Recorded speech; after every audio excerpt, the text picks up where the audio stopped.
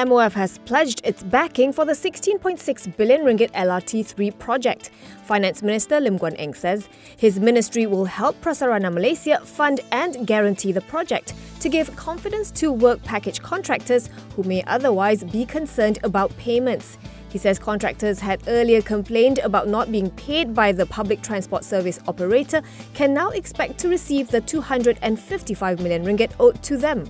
This is after the inking of the novation agreement by Prasarana, MRCB George Kent and 9 contractors, resulting in the migration to a fixed-price contract model from the previous project delivery partner regime. Lim is also planning to increase the capacity of LRT3 from 6,210 passengers per hour per direction by its completion in 2024 to 9,316 in 2033. The capacity will be doubled to 18,630 in 2040.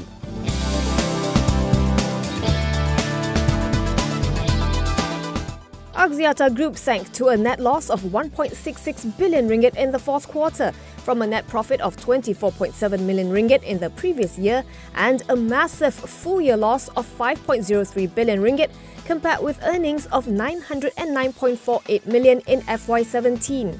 The telco says depreciation, impairments and amortization came up to 3.25 billion ringgit in its latest quarter and totaled 7.64 billion this financial year. Fourth quarter revenue rose marginally to 6.27 billion ringgit from 6.26 billion, while FY18 revenue dipped 2.1% to 23.89 billion ringgit.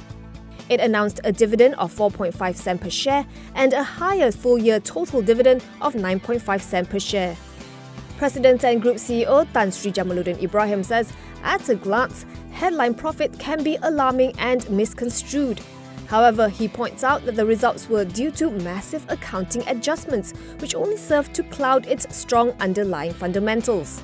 He says, in addition to its strong balance sheet, all 6 mobile subsidiaries witnessed the highest revenue and EBITDA growth in the industry.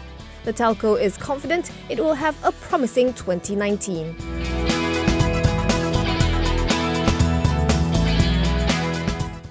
Consumer prices fell for the first time in almost 10 years in January, mainly due to lower fuel prices after Putrajaya switched to a weekly float system. The consumer price index was down by 0.7% year-on-year, marking the first deflation since November 2009, when the CPI fell 0.1%.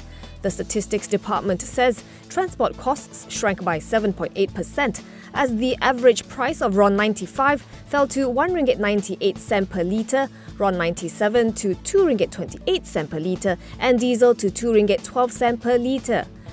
However, this was the only segment to have declined. The prices of food, housing, utilities, restaurants, alcoholic beverages, tobacco and education increased. Citing economists, Reuters says deflation is unlikely to be sustained and would not lead to any change in monetary policy. Just today, the government announced that the prices of petrol at the pump would be raised by 10 cent per litre, with RON 95 retailing for RM2.08 per litre and RON 97 at RM2.38 per litre, while diesel remains at RM2.18 per litre.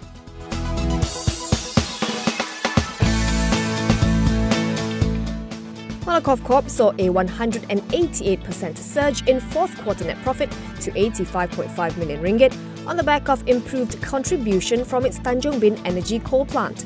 Quarterly revenue increased by 5.2% to 1.9 billion ringgit. For its full year, however, earnings shrank by 7.2% to 274.4 million ringgit. The previous fiscal year's numbers had been boosted by, among others, compensation from the settlement of a dispute between Tanjung Bin Power and IHI Corp Japan.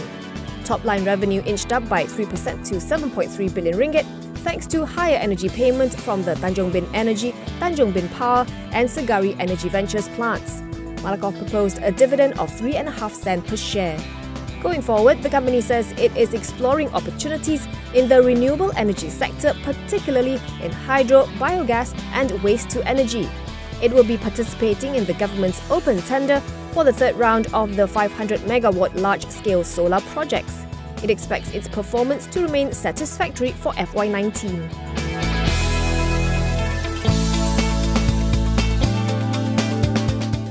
Energy shipping firm Misc says fourth quarter net profit quadrupled to 338.7 million ringgit, despite a 3% drop in revenue because of an impairment charge on its shipping assets. Top line contracted to 2.4 billion ringgit from 2.6 billion previously. The company declared a dividend of 9 cents per share. For FY18, Misc's net profit fell 33.8% to 1.31 billion ringgit, as revenue fell 12.8% to 8.8 billion ringgit from the previous year. On its prospects, Misc expects 2019 to be another challenging year for tanker markets, thanks to OPEC-led production cuts and the geopolitical uncertainty. As for the offshore segment, it will continue to be supported by healthy activities in oil and gas exploration and production.